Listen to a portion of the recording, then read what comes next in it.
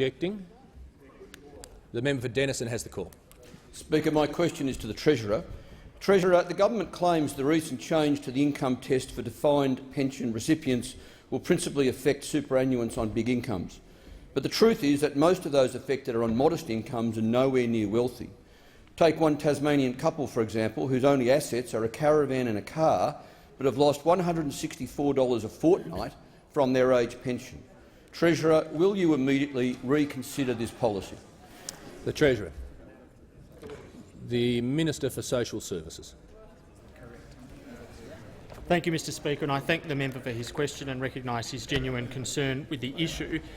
Look, by way of explanation for the member, obviously he is well aware that defined benefit schemes at their heart provide a source of income. Herbert will cease interjecting. It's an income payment that comes from the rules of the scheme. The rules of the scheme vary, but overwhelmingly defined benefit schemes paid income which reflected years of service and final salary.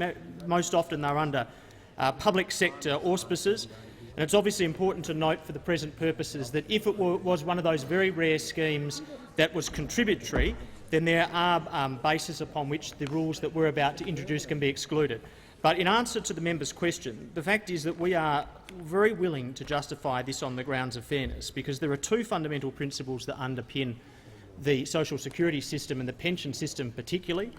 They are, firstly, that it is means-tested and that an individual's income has to be looked at before it can be determined whether or not they are a recipient appropriately of the pension or any other social security payment. The second basic principle is that in assessing someone's income, what should matter is not the source of the income but the amount of the income. So the reality is, and you've given an example of someone who is losing an amount per fortnight, we are talking here about 140,000 defined benefit schemes. The change in the rules that we're proposing would only affect 47,938 of those. 1,572 people would lose payments, would lose access to the part pension, but they are individuals who receive very large amounts of money from defined benefit schemes as income. So, as an example, under the previous policy, and this applies roughly to that group of 1,500, there were individuals receiving in excess of $100,000 a year on defined benefit schemes and still able to access the part pension.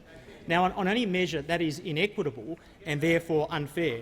But with respect to those other 46,366 individuals who will find their part pension decreased as they enter the taper rate because their income is being assessed, perhaps, member, if I can just give you this example as to why this is equitable.